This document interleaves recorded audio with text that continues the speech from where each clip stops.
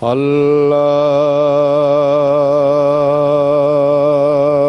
أكبر.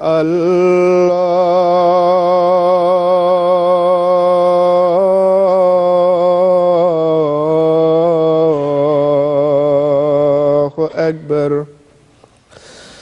الله أكبر.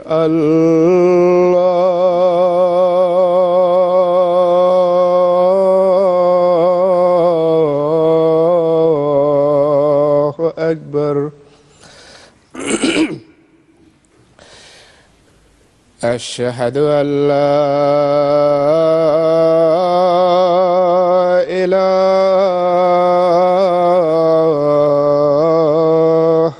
إلا الله. أشهد أن لا إله إلا الله. أشهد أن محمدًا رسول الله.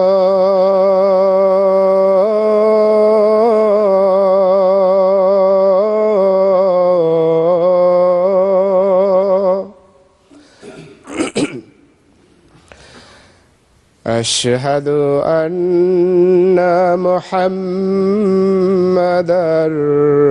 رسول الله.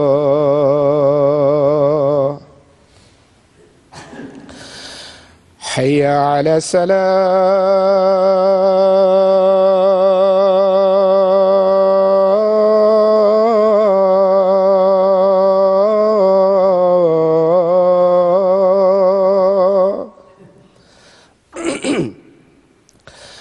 حي على الصلاة.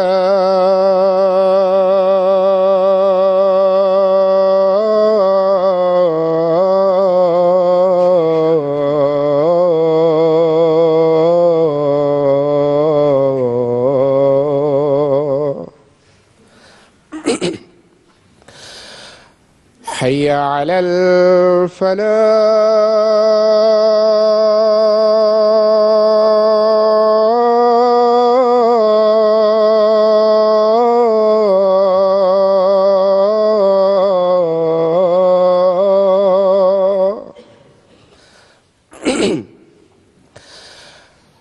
حي على الفلاح.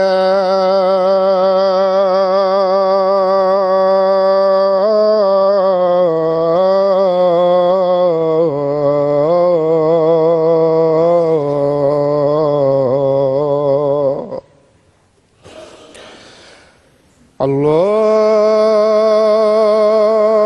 أكبر.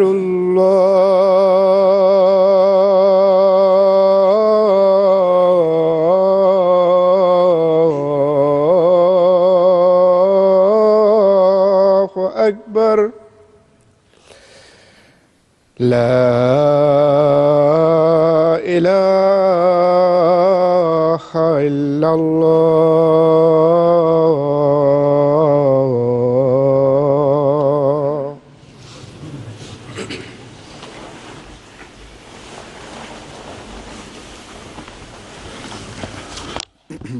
السلام عليكم ورحمة الله.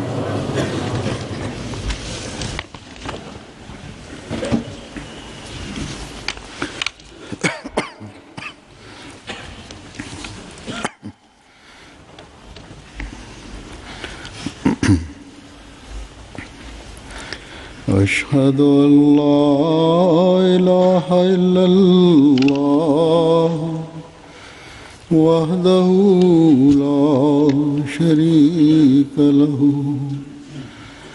وأشهد أن محمدًا عبده ورسوله.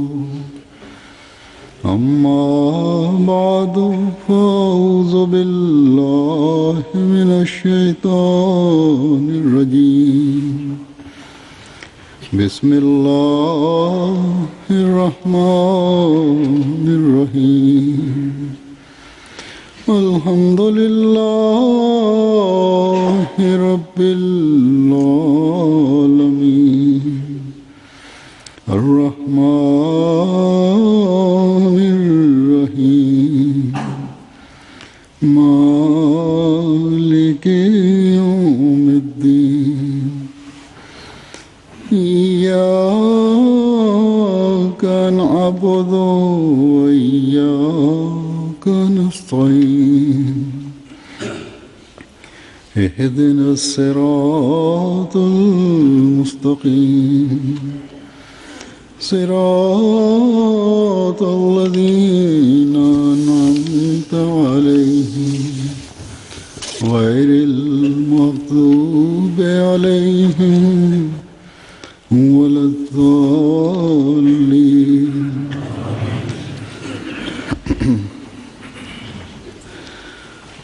مخالفین احمدیت حضرت مسیح موعود علیہ الصلوۃ والسلام کے دعوے سے لے کر آج تک نہ کسی دلیل کے ساتھ بلکہ اپنی ضد اور ہٹ درمی اور انا اور مفادات کی وجہ سے آپ علیہ السلام کے دعوے کو رد کر رہے ہیں، جبکہ اس کے مقابل پر حضرت مسیح موعود علیہ الصلوۃ والسلام نے ہزاروں دلائل از روئے قرآن، از روئے حدیث، از روئے اقوال و تفسیرات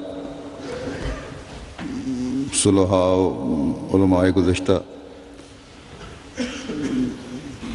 سے ثابت فرمایا کہ آپ ہی وہ مسیح اور مہدی ہیں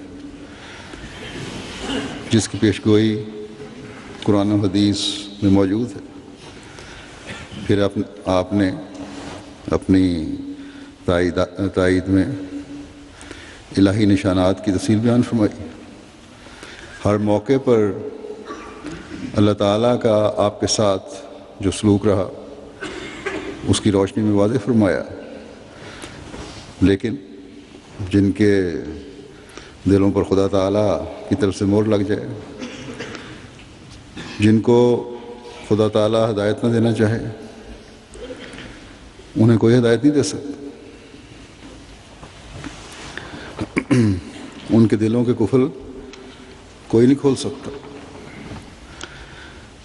لیکن سعید فطرت لوگوں نے حضرت مسیح موعود علیہ الصلوۃ والسلام کو مانا، آپ کی بیعت میں شامل ہوئے۔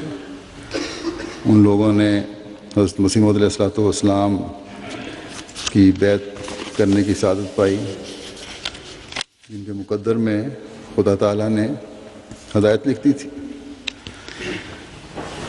لیکن جو لوگ نام نہاد علماء کے خوف سے یا ان کے پیچھے چل کر آپ علیہ السلام کی بیعت میں نہیں آئے، وہ باوجود اللہ تعالیٰ کے فضل کے نازل ہونے کے، روحانی بارش کے برسنے کے، اس فضل اور روحانی بارش سے محروم رہے اور اب تک رہ رہے ہیں۔ لیکن اس کے مقابل پر جیسا کہ میں نے کہا، جن کو اللہ تعالیٰ ہدایت دینا چاہتا ہے، جن میں نیکی اور سعادت ہے، وہ حضرت مسیح موعود علیہ الصلوۃ والسلام کو قبول کر رہے ہیں۔ آپ کے وقت میں بھی قبول کیا اور آج تک کرتے چلے جا رہے ہیں، کیونکہ وہ جانتے ہیں کہ زمانے کے فساد کی حالت میں آنے کی تمام نشانیاں پوری ہو چکی ہیں۔ دنیا کی ہوا و ہوس زیادہ ہے اور خدا تعالیٰ کا خوف کم ہو چکا ہے۔ اس کی انتہا یہاں تک ہو چکی ہے کہ یہ نام نہاد مولوی اور ان کے چیلے اپنی گراوٹوں کی انتہا کو پہنچ چکے ہیں۔ اس حد تک گر چکے ہیں کہ احمدیوں پر ظلم ڈھانے کے لیے اللہ تعالیٰ کی کتاب قرآن کریم اور اس کے رسول کی حد تک سے بھی باز نہیں آتے، اور پھر کہتے ہیں کہ یہ تو قادیانیوں نے کیا ہے۔ خود قرآن کریم کے پاکیزہ اور بابرکت اور آگ کو، صفوں کو زمین پر یا نالی میں پھینک دیں گے، کوڑے کے تھیلوں میں ڈال دیں گے اور پھر کسی احمدی کا نام لگا دیں گے. اور احمدی کے فرشتوں کو بھی علم نہیں ہوتا کہ یہ ہو کیا رہا ہے. اسے تو اس وقت پتہ چلتا ہے جب پولیس اس کے گھر اسے پکڑنے کے لیے آ جاتی ہے، یا اس کے خلاف ان گندہ ذہنوں کے جلوس سڑکوں پر نکل رہے ہوتے ہیں. یا پھر ان کا یہ بھی طریق ہے کہ اسکولوں میں دیواروں پر غلط جگہ پر غلط طریقے سے ہمارے آقا و مطاع حضرت محمد مصطفیٰ صلی اللہ علیہ وسلم، جن کی عزت و ناموس پر ہر احمدی اپنے آپ کو قربان کرنے کے لیے ہر وقت تیار رہتا ہے، بلکہ اپنی اولاد کو بھی قربان کرنے کے لیے ہر وقت تیار رہتا ہے. آپ کا نام لکھ کر پھر اسکول کے احمدی بچوں کو نام لگا دیا جاتا ہے اور بچوں کو اسکول سے نکال دیا جاتا ہے. اس وجہ سے ان پہ ظلم کیے جاتے ہیں، ان کو مارا پیٹا جاتا ہے، بلکہ ان معصوم بچوں پر حتیٰ کہ رسول کے مقدمات قائم کرنے کی کوشش کی جاتی ہے جس کی کوئی ضمانت بھی نہیں ہے اور سزا بھی انتہا کی ہے. ایسی حرکت ہمارے احمدی معصوم بچوں کی طرف منسوب کی جاتی ہے جس کے متعلق کبھی سوچ بھی نہیں سکتے.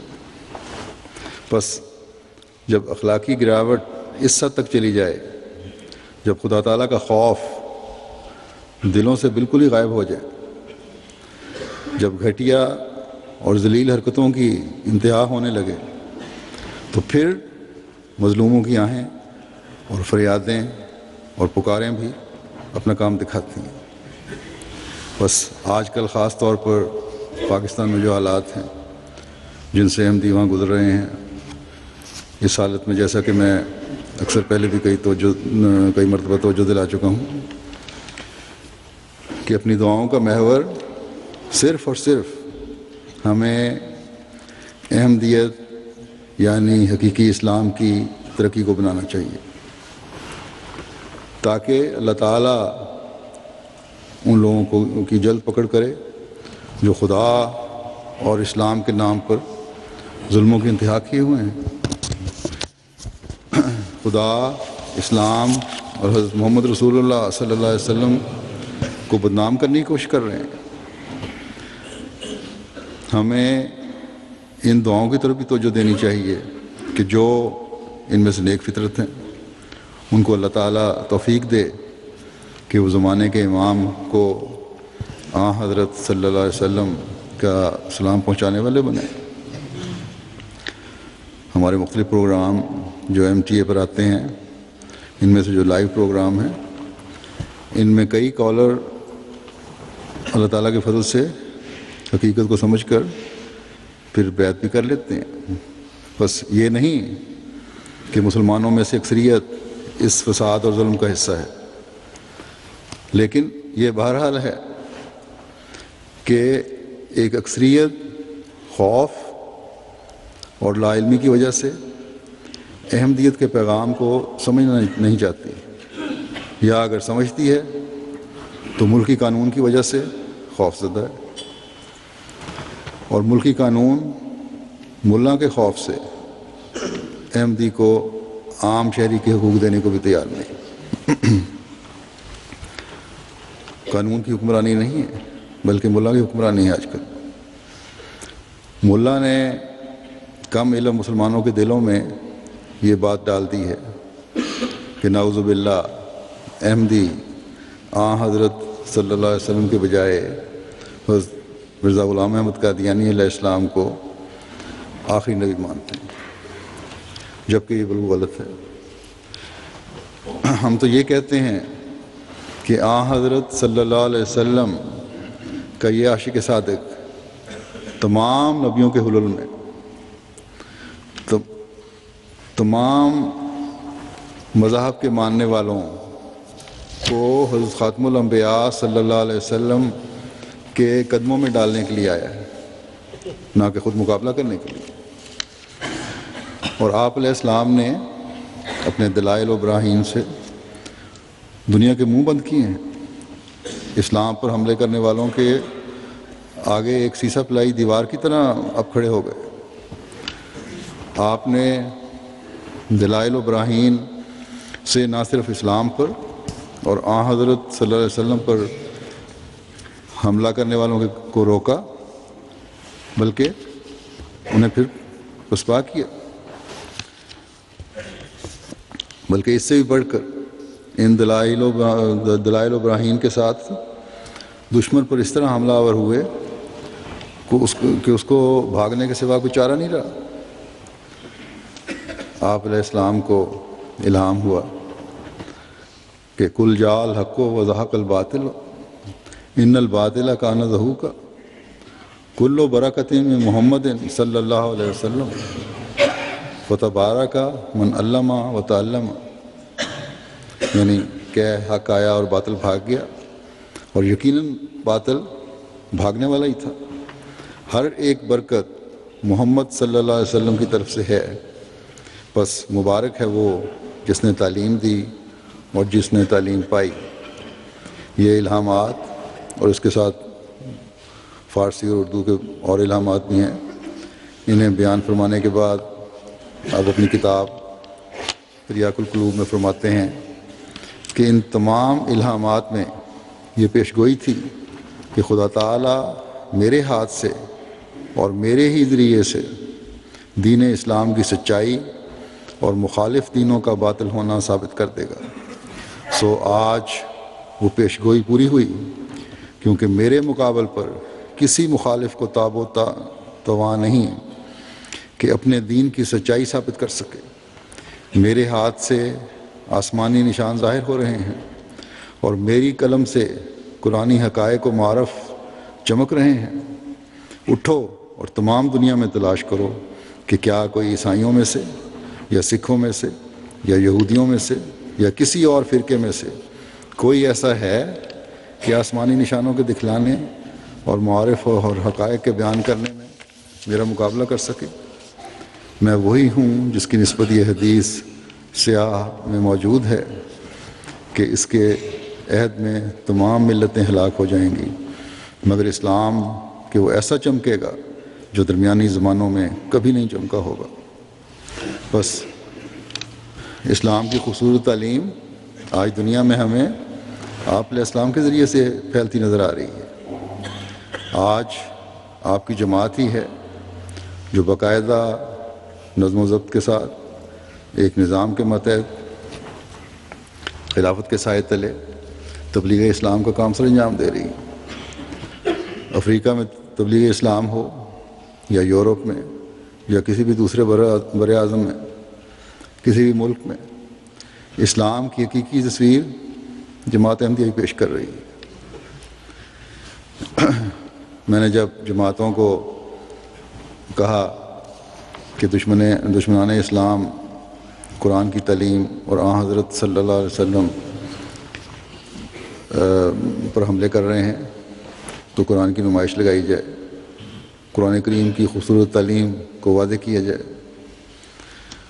اللہ تعالیٰ کے فضل سے مختلف جگہوں پہ نمائشیں لگیں اور اس کے بعد دنیا سے ہر جگہ، اور لگ بھی رہی ہیں، ہر جگہ سے یہی رپورٹس آ رہی ہیں کہ جو لوگ یہ کہتے ہیں آنے والے دیکھ کے غیر کہ جو قرآن اور جو اسلام، جو قرآنی تعلیم اور جو اسلام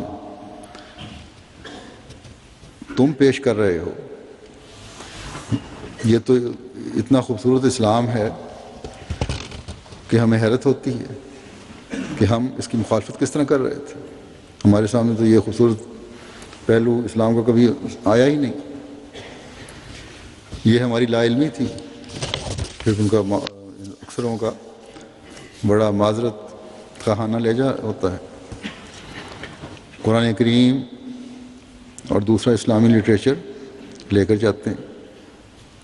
ان نمائشوں میں آنے والے پڑھے لکھے سلجھے ہوئے تعلیم یافتہ مسلمان بھی ہیں، عیسائی بھی ہیں، دوسرے مذہب والے بھی ہیں، اور سب بلا استثناء اس کام کو سراہ رہے ہیں کہ یہ عظیم کام ہے جو تم لوگ کر رہے ہو، لیکن بدقسمتی سے ایک ملا ہے، ان کا بھی ایک طبقہ ہے جو بعض ملکوں میں اس نمائش کی مخالفت کرتا ہے، اسلام کی تعلیم پھیلانے کی مخالفت کرتا ہے۔ میں نے شاید پہلے بھی بتایا تھا یہاں کہ ہندوستان میں دہلی میں ایک بہت بڑے ہال میں جو حکومت سے لیا گیا تھا کرائے پہ، ہم نے قرآن کریم کی نمائش لگائی، تو اس پر وہاں کے ملا نے اپنے ساتھ چند شرپسندوں کو ملا کر اتنا شور مچایا کہ نمائش جو 3 دنوں کے لیے لگنی تھی وہ 2 دن میں سمیٹنی پڑی۔ لیکن ان 2 دنوں میں بھی اس نے اپنا بھرپور اثر قائم کیا۔ ایک بڑے پڑھے لکھے وہاں کے صاحب ہیں جن کا ایک مقام بھی ہے، نمائش کے بعد وہ قادیان آئے، اور پھر بتایا کہ میں پہلی مرتبہ قادیان آیا ہوں اور اس طرف سفر کر کے آیا ہوں، اور دیکھنا چاہتا تھا کہ قرآن کریم اور اسلام کی اتنی عظیم خدمت کرنے والے جہاں رہتے ہیں وہ جگہ بھی دیکھوں، اور پھر قادیان کی مختلف جگہیں دیکھیں، متاثر ہوئے۔ لیکن یہ بھی بڑے افسوس کی بات ہے، افسوس سے میں کہتا ہوں کہ یہاں یو کے میں ایک شہر میں گزشتہ دنوں میں نمائش لگا رہے تھے، تو ملاؤں کے شور کی وجہ سے پولیس نے وہاں ہماری انتظامیہ کو نمائش نہ لگانے کی درخواست کی۔ ایسی درخواستوں کو اصول تو یہ ہونا چاہیے کہ ہمیں دلائل سے رد کر دینا چاہیے، لیکن وہاں کی مقامی جماعت یا مقامی انتظامیہ نے جماعت کی ان کی یہ بات مان لی اور نمائش کینسل کر دی۔ اگر یہاں اس ملک میں یا ان ملکوں میں یورپ میں جہاں ہر طرح کی آزادی ہے اور حکومت کی طرف سے آزادی دینے کا اعلان کیا جاتا ہے، اگر ہم نے ملا کو سر پر چڑھا لیا تو ہم اس ملک میں بھی شدت پسندی کو فروغ دینے والے بن جائیں گے۔ یہ بات ہمیں انتظامیہ کو بھی اچھی طرح باور کروانی چاہیے اور اس نمائش کا دوبارہ اہتمام کرنا چاہیے۔ بعض لوگ کہتے ہیں کہ خاموشی سے لگا لیجیے، اگر خاموشی سے لگانی ہے تو اس کو فائدہ کیا ہوگا؟ ایک طرف دعویٰ ہے کہ ہم نے جری اللہ کے مشن کو آگے بڑھانا ہے، اور دوسری طرف پھر مداحنت بھی دکھائیں ہم، یہ نہیں ہو سکتا۔ اس ملک میں جیسا کہ میں نے کہا قانون کی حکمرانی ہے، حکومت دعویٰ کرتی ہے کہ یہاں قانون کی حکمرانی ہے، تو قانون سے کہیں کہ تمہارا کام اس کو نافذ کرنا ہے اور ہر شہری کے حق کی ادائیگی کرنا اور اسے تحفظ دینا، اور یہ تم کرو۔ بہرحال یہ حال ہے ملا کا کہ غیر مسلم ممالک میں جیسے ہندوستان یا یہاں انگلستان میں جب قرآن اور اسلام کا پیغام پہنچانے کی کوشش ہوتی ہے تو غیر مسلم نہیں بلکہ یہ نام نہاد مسلمان علماء کھڑے ہوتے ہیں کہ ہیں یہ کس طرح ہو سکتا ہے؟ یہ ایسا خطرناک کام، قرآن کریم کی خوبصورت تعلیم کو پھیلانے کا کام یہ احمدی کر رہے ہیں، یہ ہم کسی طرح برداشت نہیں کر سکتے۔ یہ ہے ان اسلام کے ٹھیکیداروں کی اصل تصویر اور رخ۔ لیکن ہم نے اپنا کام کیے جانا ہے۔ ہم نے ہر صورت میں اسلام کے مخالفین کے منہ بند کرنے ہیں اور قرآن کریم کی تعلیم کو دنیا میں پھیلانا ہے انشاءاللہ تعالی۔ اور ہم یہ ظاہر ہے کرتے چلے جائیں گے تاکہ دنیا کو حضرت صلی اللہ علیہ وسلم کے قدموں میں لانے کی کوشش کریں۔ جیسا کہ میں نے کہا مغربی ممالک کی یہ عمومی خوبی ہے کہ ہر ایک کو قانون کے سامنے ایک نظر سے دیکھتے ہیں، اس لیے یہاں ہمیں اگر ہمارے کام میں کوئی روک ڈالتا ہے تو قانون کی مدد لینی چاہیے۔ یہاں ان کے قانون کی برتری کی ایک مثال بھی پیش کر دیتا ہوں۔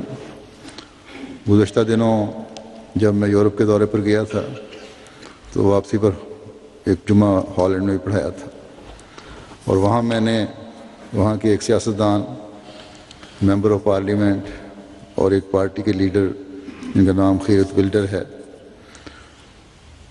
ان کو یہ پیغام خطبے میں دیا تھا کہ تم لوگ اسلام کے خلاف اور آن حضرت صلی اللہ علیہ وسلم کے خلاف جو دریدہ ذہنی میں بڑے ہوئے ہو، گھٹیا قسم کی باتیں کر رہے ہو، دشمنی میں انتہا کی ہوئی ہے،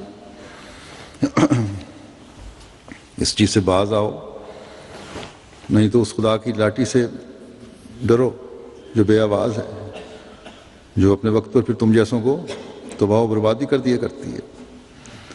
وہ خدا یہ طاقت رکھتا ہے کہ تم جیسوں کی پکڑ کرے۔ میں نے یہ بھی کہا تھا کہ ہم دعاؤں سے، ہمارے پاس طاقت تو کوئی نہیں، ہم دعاؤں سے تم جیسوں کا مقابلہ کریں گے۔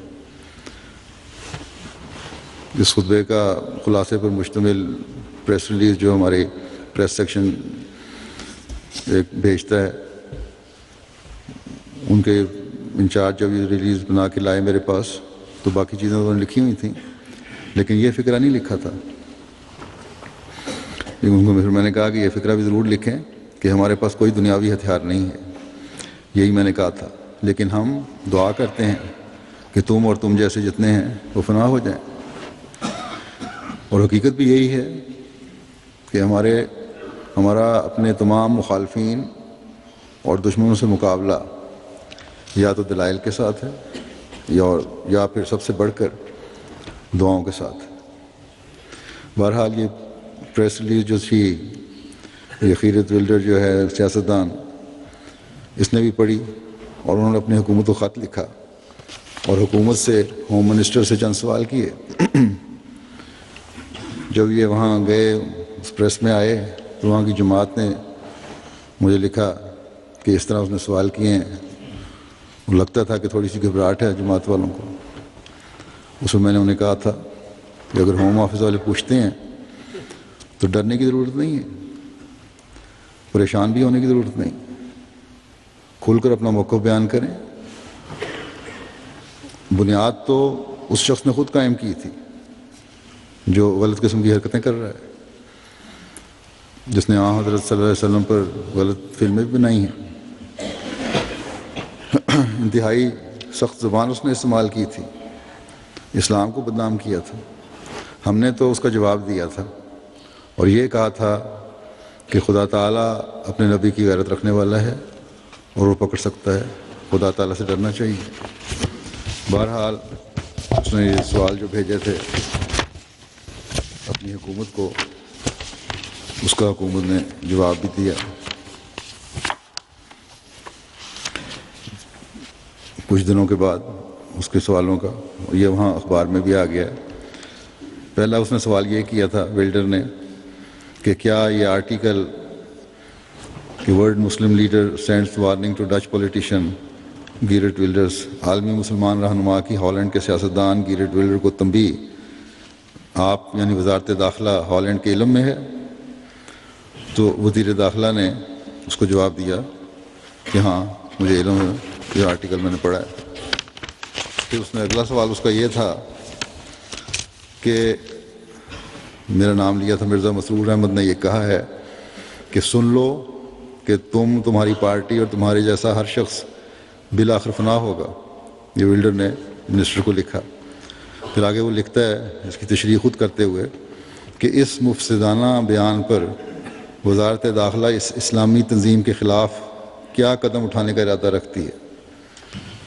ڈچ وزیر داخلہ نے جواب دیا کہ پریس ریلیز کے مطابق مرزا مسرور احمد نے کہا ہے کہ ایسے افراد اور گروہ کسی فساد یا دیگر سیکولر حربوں سے نہیں بلکہ صرف دعا کے ذریعے ہلاک ہوں گے۔ اس بیان پر میں کوئی ایسی بات نہیں دیکھتا جو کہ فساد کو ہوا دیتی ہو یا باعث فساد ہو، اس لیے مجھے کوئی وجہ نظر نہیں آتی کہ میں احمدیہ مسلم جماعت کے خلاف کوئی قدم اٹھاؤں۔ پھر تیسرا سوال اس نے کیا تھا کہ احمدیہ مسلم کمیونٹی ہالینڈ کا عالمگیر جماعت احمدیہ مسلمہ اور مسرور احمد سے کیا تعلق ہے؟ اس ڈچ وزیر نے جواب دیا کہ احمدیہ مسلم جماعت ہالینڈ عالمگیر جماعت احمدیہ مسلمہ کا ایک حصہ ہے۔ تو یہ ہے ان کا جواب۔ بس یہ ان لوگوں کی انصاف پسندی ہے۔ ایک سیاستدان نے، پارٹی کا لیڈر بھی ہے، ممبر آف پارلیمنٹ بھی ہے، اور پھر ان کا اپنا ہم مذہب ہے، جب سوال اٹھاتا ہے تو اس کا سوالوں کا انصاف پر مبنی جواب دیا جاتا ہے۔ سنا ہے ولڈر صاحب جو ہیں اب جماعت کے بارے میں مزید تحقیق کر رہے ہیں کہ کس طرح جماعت کے منفی پہلو حاصل کریں، لیکن جتنا چاہے زور لگا لیں یہ لوگ مخالفین۔ یہ الہی جماعت ہے اور ہمیشہ وہی بات کرتی ہے جو حق ہو اور صداقت ہو، اور یہی کچھ ان کو نظر آئے گا اس میں سے۔ بس ہمیں تو اس زمانے کے امام نے اسلام کا پیغام دنیا کے کونے کونے تک پہنچانے اور دشمن کا منہ دلائل سے بند کرنے کا فریضہ سونپا ہے، اور اپنی اپنی بساط اور کوشش کے مطابق ہر احمدی اس کام کو سر انجام دے رہا ہے۔ اور جہاں اسلام پر دشمنان اسلام کو حملہ آور دیکھتا ہے، وہاں احمدی ہے جو دفاع بھی کرتا ہے اور منہ توڑ جواب بھی دیتا ہے، سمجھاتا بھی ہے دنیا کو۔ اور یہ حضرت مسیح موعود علیہ السلام کے ذریعے سے ہی ملی ہوئی علم و معرفت ہے جس کو ہم استعمال کرتے ہیں، جس کی وجہ سے ہر احمدی بغیر کسی احساس کمتری کے بڑے بڑے لیڈروں اور مذہبی سربراہوں کو بھی اسلام کا پیغام پہنچا رہا ہے۔ دوسرے اگر جاتے ہیں لیڈروں کو ملنے تو مدد لینے جاتے ہیں یا دنیاوی مفادات لینے جاتے ہیں، کبھی اسلام کا پیغام پہنچانے کی جرت نہیں کرتے۔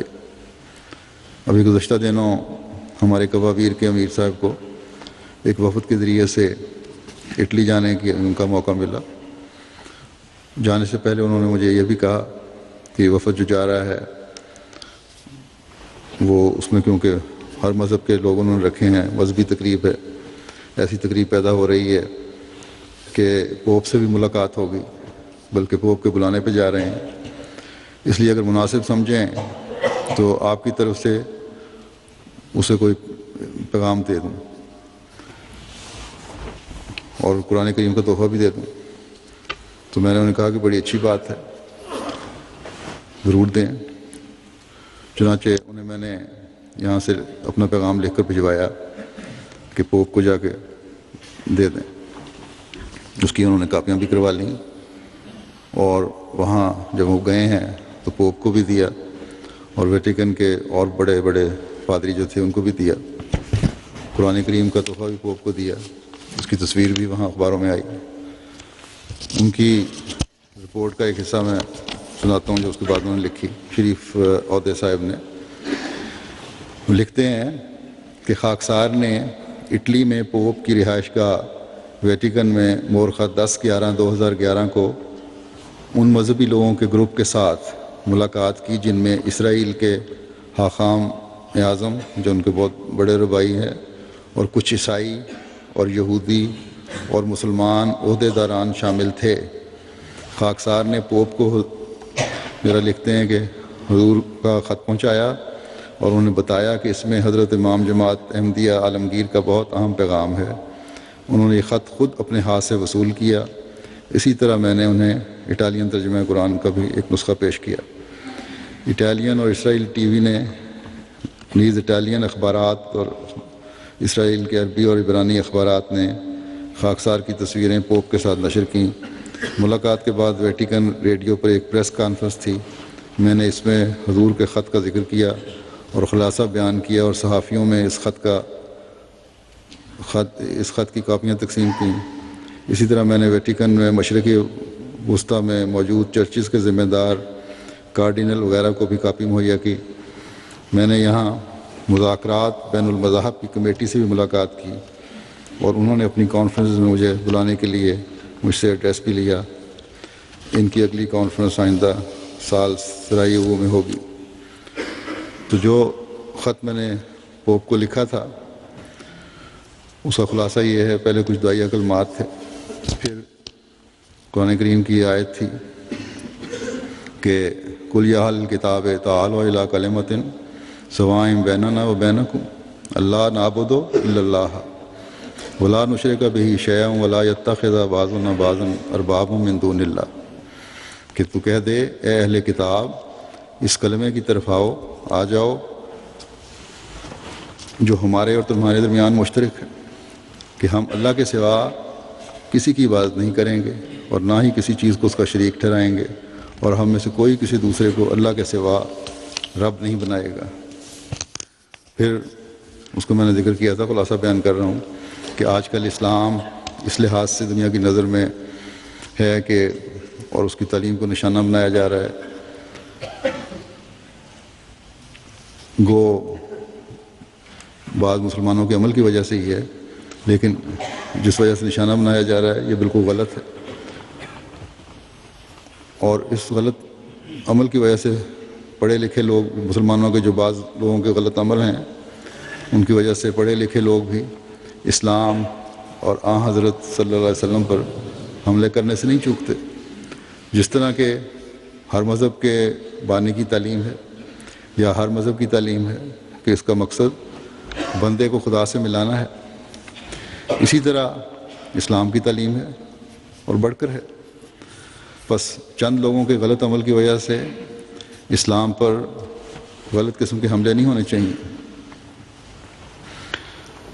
اسلام ہمیں تمام انبیاء کی عزت کرنا سکھاتا ہے، جس کا ذکر ان انبیاء کا جن کا ذکر بائبل میں بھی ہے اور قرآن کریم میں بھی۔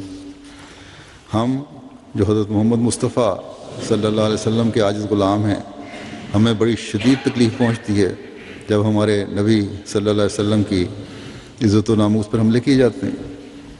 ہم ان حملوں کا جواب دیتے ہیں، لیکن آپ صلی اللہ علیہ وسلم کی خوبصورت تعلیم کو دنیا کے سامنے پیش کر کے، قرآن کریم کی تعلیم دنیا کے سامنے رکھ کر، جو پیار، محبت اور بھائی چارے کی تعلیم ہے۔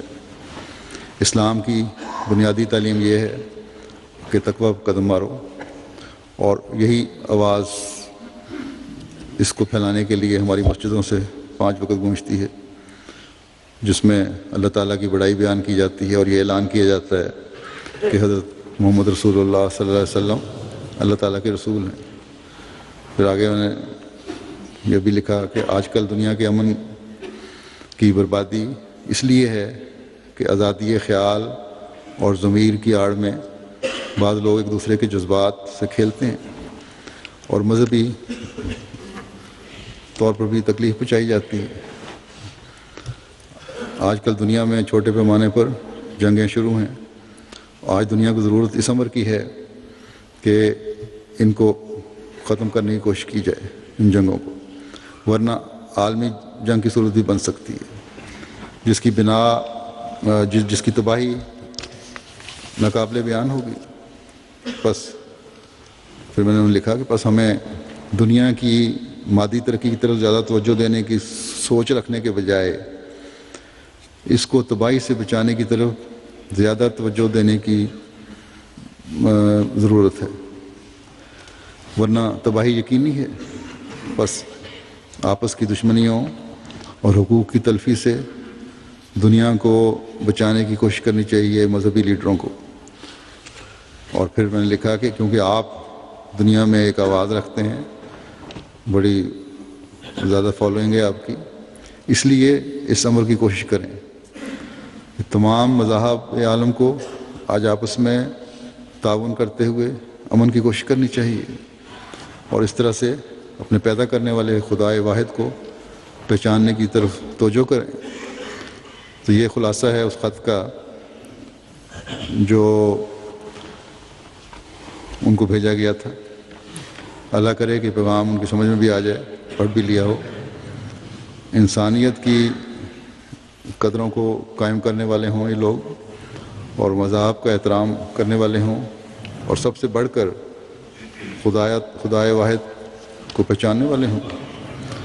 جیسا کہ شریف صاحب کی رپورٹ سے بھی ظاہر ہے کہ اس موقع پر بعض اور مسلمان مذہبی لیڈر بھی تھے یا بڑے لوگ تھے، لیکن پوپ کو اسلام کا اور قرآن کا پیغام پہنچانے کی توفیق ملی تو زمانے کے امام اور جری اللہ کے ایک غلام کو۔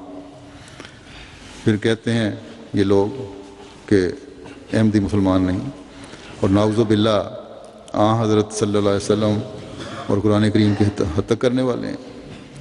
ہم تو حضرت مسیح موعود علیہ الصلوۃ والسلام کے ساتھ جڑ کر اسلام کی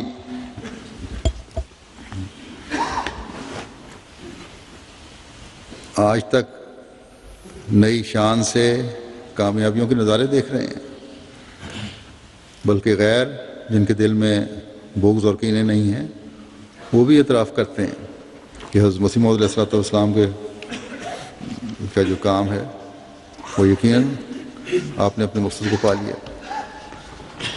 حضرت مسیح موعود علیہ الصلوۃ والسلام کے خلاف ایک مقدمہ قائم ہوا تھا، بڑا مشہور مقدمہ ہے، جو ایک پادری ہنری مارٹن کلارک نے قائم کیا تھا۔ اصل میں تو اس کے پیچھے اس شکست کا بدلہ لینا تھا جو حضرت مسیح موعود علیہ الصلوۃ والسلام اور عیسائیوں کے درمیان ایک مباحثے میں عیسائیوں کو ہوئی تھی۔ اس کی تفصیل حضرت مسیح موعود علیہ الصلوۃ والسلام کی کتاب یعنی بحث کی تفصیل ملتی ہے جنگ مقدس میں۔ یہ مقدمہ مارٹن کلارک نے حضرت مسیح موعود علیہ الصلوۃ والسلام پر قتل کا جھوٹا مقدمہ قائم کر کے کیا تھا۔ اس کی تفصیل بھی آپ کی کتاب البریہ میں ملتی ہے۔ بہرحال اس مقدمے میں حضرت مسیح موعود علیہ الصلوۃ والسلام کو اس وقت کے جج کپتان ڈگلس نے باعزت بری کیا تھا۔ آپ نے اس جج کو پیلاطس ثانی کا خطاب دیا، تو یہ بھی ایک لمبی تفصیل ہے۔ ڈاکٹر ہنری مارٹن کلارک اس مقدمے میں بہت ذلیل ہوا تھا، بلکہ جج نے کہا تھا آپ ان کے خلاف حتی کہ عزت کا دعویٰ بھی کر سکتے ہیں، ان کے خلاف مقدمہ بھی کر سکتے ہیں۔ گزشتہ دنوں مجھے ہمارے آصف صاحب جو ہیں MTA کے، انہوں نے بتایا کہ ہنری مارٹن کلارک کے پڑپوتے سے رابطہ ہوا ہے اور وہ مجھے ملنا چاہتا ہے۔ تو میں نے انہیں کہا کہ بڑی خوشی سے آ جائیں، کسی دن ان کو لے آئیں۔ چنانچہ وہ گزشتہ دنوں مجھے ملے۔ یہ ملنا تو خیر ایک ملاقات ہوتی ہے، لوگ ملنے آتے رہتے ہیں، لیکن جو باتیں انہوں نے کی ان میں سے چند آپ کے سامنے بھی رکھتا ہوں جو حضرت مسیح علیہ السلام کی صداقت کی نشانی ہے، کس شان سے اللہ تعالیٰ آج بھی آپ کی تائید فرماتا ہے۔ میں نے باتوں باتوں میں جنگ مقدس کے حوالے سے بات کی تو کہنے لگے کہ میں تو اس بارے میں حال ہی میں نے تحقیق کی ہے، لیکن آج مجھے اندازہ ہوا ہے کہ ہنری مارٹن کلارک ماضی میں کھو گیا ہے۔ یہ ان کا بیان ہے ان کے پڑپوتے کا کہ ہنری مارٹن کلارک ماضی میں کھو گیا ہے، جبکہ اس کے مد مقابل جو شخص تھا وہ دنیا بھر میں کامیاب ہے۔ کہنے لگے مجھے خود کچھ سال پہلے معلوم نہیں تھا کہ میرے پردادا کون ہیں، یہ تو ابھی حال ہی میں اپنے آباء و اجداد کی تلاش کر رہا تھا تو مجھے پتہ چلا کہ ہنری مارٹن میرے پردادا ہیں۔ بہرحال تقریباً آدھا گھنٹہ ہماری گفتگو ہوتی رہی، بڑے ٹھہرے ہوئے لہجے میں اور احتیاط سے میرے ساتھ بات کر رہے تھے۔ میں سمجھا شاید یہ ان کا انداز ہوگا، لیکن بعد میں آصف صاحب کو کہنے لگے کہ میں بڑے جذباتی کیفیت میں رہا ہوں ساری ملاقات میں۔ اور اس کے بعد آصف صاحب نے جو دوبارہ بتایا کہ حضرت مسیح علیہ الصلوۃ والسلام جب باتیں ہوئیں کہ بعض سخت الفاظ استعمال کیے ہیں ہنری مارٹن کلارک کے بارے میں، تو ان کو بتایا کہ وہ اس مارٹن کلارک کی ضد کی وجہ سے تھا، اس مباحثے کی صورتحال کی وجہ سے تھا جو اصول پیدا ہوئی تھی، باوجود اس کے کہ بڑا واضح ہے، سارے مباحثے کو پڑھ کے انسان اندازہ کر سکتا ہے کہ فتح اسلام کی ہوئی، لیکن وہ یہی نعرہ لگاتا رہا اور اس بات پہ اصرار کرتا رہا کہ عیسائیت جیت گئی۔ تو پھر آپ نے یہی فرمایا کہ دعا کے ذریعے سے فیصلہ ہو جائے تاکہ اللہ تعالیٰ واضح نشان دکھائے۔ اس پر وہ کہنے لگا بے ساختہ بہت کافی لمبی باتیں کی کہ God has certainly shown a sign even today, یعنی اللہ تعالیٰ نے یقینی طور پر نشان دکھا دیا، بلکہ آج بھی دکھا دیا نشان۔ اس کو ملاقات کا بھی اس نے ذکر کیا اس میں، تو اس کی تفصیل تو آصف صاحب کو میں نے کہا مضمون کوئی بنا کے لکھ دیں۔ بہرحال حضرت مسیح موعود علیہ السلام کی صداقت آج انہی دشمنان اسلام کی اولادوں کے منہ سے اللہ تعالیٰ ظاہر فرما رہا ہے۔ اگر سمجھ نہیں آتی تو ان ملاؤں کو جو دین کے ٹھیکیدار بنے ہوئے ہیں۔ حضرت مسیح موعود علیہ السلام فرماتے ہیں کہ میرا انکار نہیں، بلکہ یہ اللہ اور اس کے رسول صلی اللہ علیہ وسلم کا انکار ہے، کیونکہ جو میری تکذیب کرتا ہے وہ میری تکذیب سے پہلے معاذ اللہ تعالیٰ کو جھوٹا ٹھہرا لیتا ہے، جبکہ وہ دیکھتا ہے کہ اندرونی اور بیرونی فساد حد سے بڑھے ہوئے ہیں، اور خدا تعالیٰ نے باوجود وعدہ انا نحن نزلنا الذکر و انا لہو لحافظون کے ان کی اصلاح کا کوئی انتظام نہ کیا، جبکہ وہ اس امر پر بظاہر ایمان لاتا ہے کہ خدا تعالیٰ نے آیت استخلاف میں وعدہ کیا تھا کہ موسوی سلسلے کی طرح اس محمدی سلسلے میں بھی خلفاء کا سلسلہ قائم کرے گا، مگر اس نے معاذ اللہ اس وعدے کو پورا نہیں کیا، اور اس وقت کوئی خلیفہ اس امت میں نہیں، اور نہ صرف یہاں تک ہی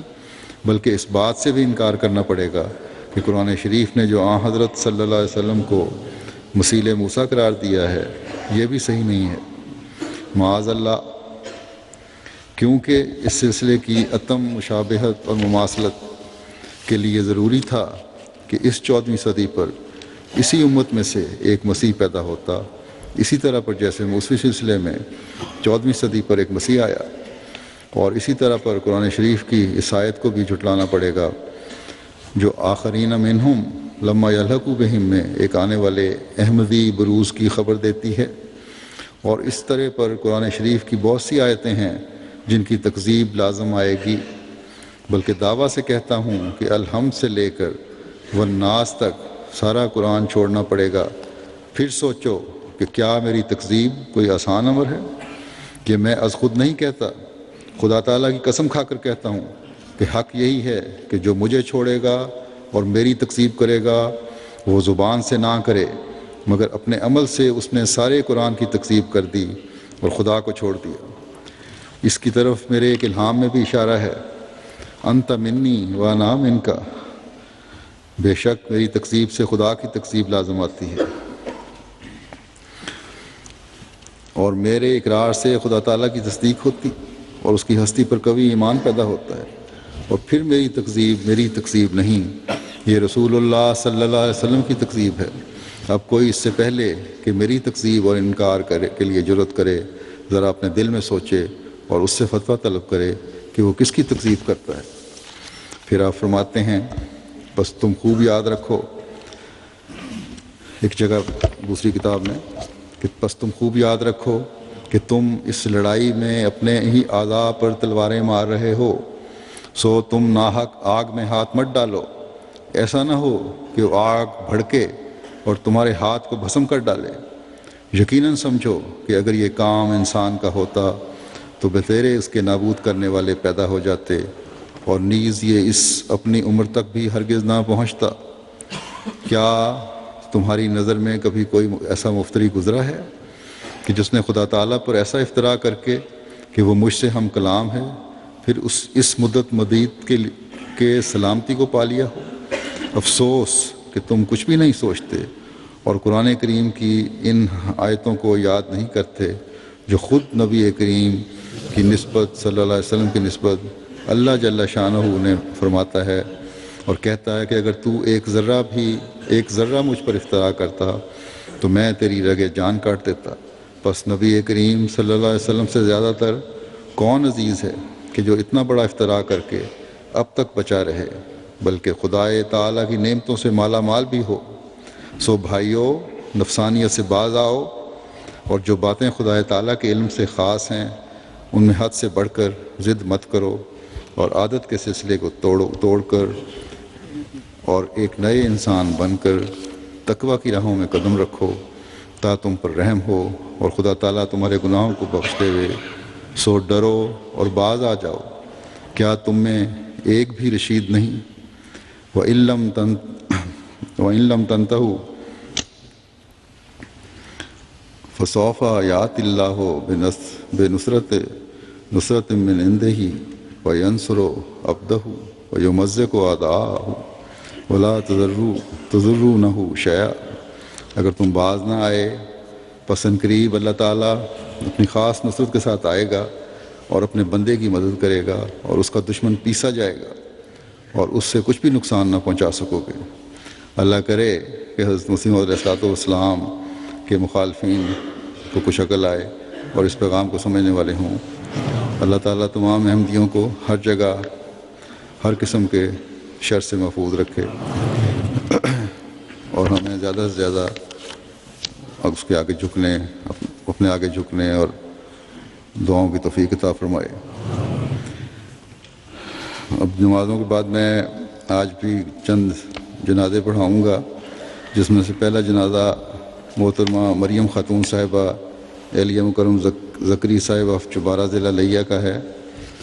یہ 5 دسمبر 2011 کو شام تقریباً 5 بجے جماعت احمدیہ چبارہ ضلع لیا میں چند غیر احمدی افراد نے ایک احمدی فیملی پر حملہ کیا، جس کے نتیجے میں موقع پر بھی آپ کی وفات ہو گئی. انا للہ و انا الیہ راجعون. یعنی یہ شہید خاتون ہیں. آپ کا گھر مربی ہاؤس سے ملکہ ہے. اس رقبے میں دیگر چند احمدی گھرانے بھی آباد ہیں. چند سال قبل اسی جگہ مخالف فریق نے مشترکہ کھاتے سے زمین خریدی اور بعد میں محکمہ مال سے ساز باز کر کے مرحومہ کے خاندان کا انتقال ارادی منسوخ کروا دیا.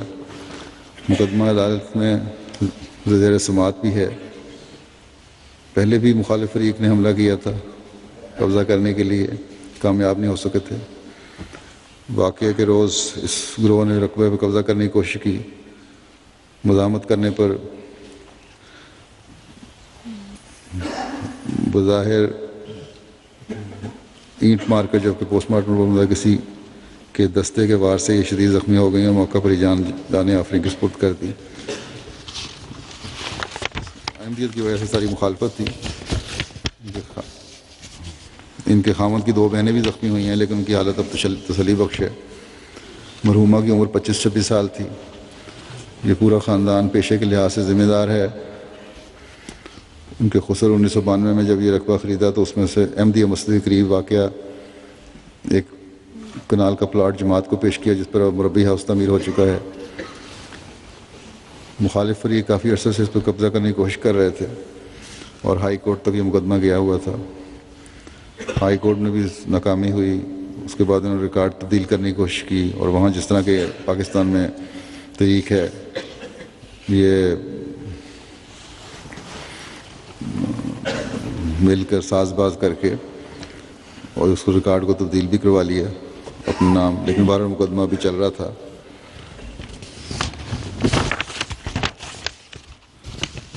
کیونکہ کافی ٹینشن تھی.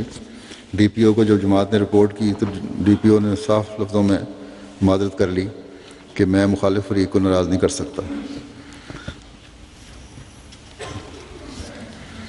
بہرحال ان کی مریم خاتون صاحبہ کی وفات کے بعد ان کو قریبی جماعت شیر گڑھ ضلع لیا میں تدفین ان کی گئی ہے اور جو ملزم تھا وہ پولیس کی مدد سے ہی فرار ہو چکا ہے جس نے ان کو شہید کیا. ان کے 3 چھوٹے چھوٹے بچے ہیں پسماندگان میں خامد کے علاوہ. بڑے بیٹے کی عمر 9 سال ہے، 4 سال، اور بچی ہے ماریہ پروین 6.5 سال. اور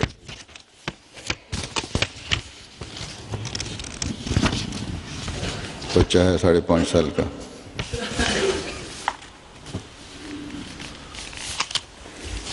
دوسرا جنازہ ہے مکرم عظیم النساء صاحبہ اہلیہ مکرم بہادر خان صاحب درویش مرحوم قادیان کا. یہ 3 دسمبر 2011 کو وفات پا گئیں. انا للہ و انا الیہ راجعون. آپ منگیر صوبہ بہار کی رہنے والی تھیں اور حضرت میاں شادی خان صاحب رضی اللہ عنہ صحابی حضرت مسیح علیہ السلام کی بہو تھیں، بچپن سے ہی قادیان جانے کے لیے دعا کرتی تھیں، اور اس کے لیے آپ نے ایک لمبی نظم بھی کہی تھی۔ اللہ تعالیٰ نے آپ کی یہ دعا سنی، اور شادی کے بعد 1952 میں قادیان آ گئیں۔ نظم کا ایک شعر اس طرح سے ہے: دعائے آرزو یا رب عاجزہ عظیم النساء کی، دکھا دے جلد بستی قادیان دارالعلماء کی۔ تو آپ نے خاوند کے ساتھ زمانہ درویشی ہر قسم کے نامساعد اور کٹھن حالات کے باوجود نہایت وفا اور اخلاص کے ساتھ گزارا، اور میاں کی وفات کے بعد 29 سال کا طویل عرصہ نہایت صبر اور شکر کے ساتھ بیوگی کی حالت میں قادیان کی مقدس سرزمین میں مقیم رہیں۔ بچوں کی کچھ تعلیم و تربیت کا خاص خیال رکھتی تھیں، انہیں بڑے عمدہ رنگ میں قرآن کریم پڑھایا کرتی تھیں۔ ان کی 5 بیٹیاں اور 3 بیٹے یادگار ہیں۔ اللہ تعالیٰ مرحومہ کے درجات بلند فرمائے۔ تیسرا جنازہ ہے مکرم سلیمان احمد صاحب مرحوم، مبلغ انڈونیشیا۔ یہ ان کی وفات 1 دسمبر 2011 کو ہوئی۔ انا للہ و انا الیہ راجعون۔ دل کی بیماری کی وجہ سے وفات ہوئی۔ 1953 کی ان کی پیدائش تھی۔ 1978 میں انہوں نے بیعت کی۔ 1979 میں جامعہ احمدیہ ربا میں فصل الخاص میں داخل ہوئے۔ جولائی 1985 میں مبشر کا امتحان پاس کیا اور واپس انڈونیشیا آ گئے۔ ان کا تقرر بوگور میں ہوا، اور بعد میں ان کے مختلف 9 مقامات پر خدمت کی توفیق ملی۔ وفات کے بعد کے وقت جماعت بنڈونگ میں متعین تھے۔ ان کی اہلیہ کے علاوہ ان کے 3 بچے بھی ہیں۔ اللہ تعالیٰ ان کو صبر و حوصلہ عطا فرمائے، ان کے درجات بلند فرمائے۔ چوتھا جنازہ ہے الحاج ڈی ایم کالوں صاحب سیرا لیون کا۔ یہ 26 نومبر 2011 کو مختصر علالت کے بعد وفات پا گئے۔ انا للہ و انا الیہ راجعون۔ آپ نے غربت میں آنکھ کھول لی تھی اور کہا کرتے تھے کہ 15 سال کی عمر تک وہ ننگے پاؤں پھرا کرتے تھے، مگر علم سے محبت نے ان کی کامیابیوں قدم چومے، اور نوجوانی میں سیرا لیون پروڈیوس مارکیٹنگ بورڈ کے مینیجنگ ڈائریکٹر مقرر ہو گئے۔ خود پڑھے، تعلیم حاصل کی، بڑے خوش اخلاق، ملنسار اور مالی قربانی میں بڑھ چڑھ کر حصہ لینے والے مخلص انسان تھے۔ ان کے عثمان خان میں 2 بیٹیاں اور 4 بیٹے ہیں،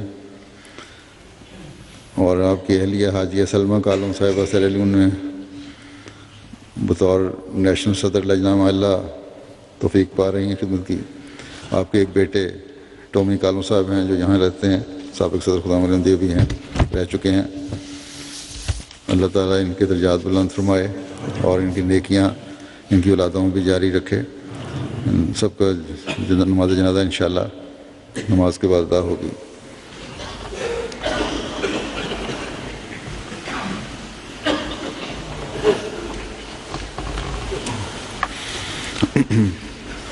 الحمد للہ نحمده ونستعینه ونستغفره ونؤمن به ونتوکل علیہ ونعوذ باللہ من شرور انفسنا ومن سیئات اعمالنا من يهده الله فلا مضل له ومن يضلل فلا هادي له ونشهد أن لا إله إلا الله ونشهد أن محمدا عبده ورسوله عباد اللہ رحمکم اللہ ان اللہ یأمر بالعدل والإحسان وإیتاء ذی القربى وینہی عن الفحشاء والمنکر والبغی یعظکم لعلکم تذکرون اذکروا اللہ یذکرکم وادعوہ یستجب لکم ولذكر الله أكبر.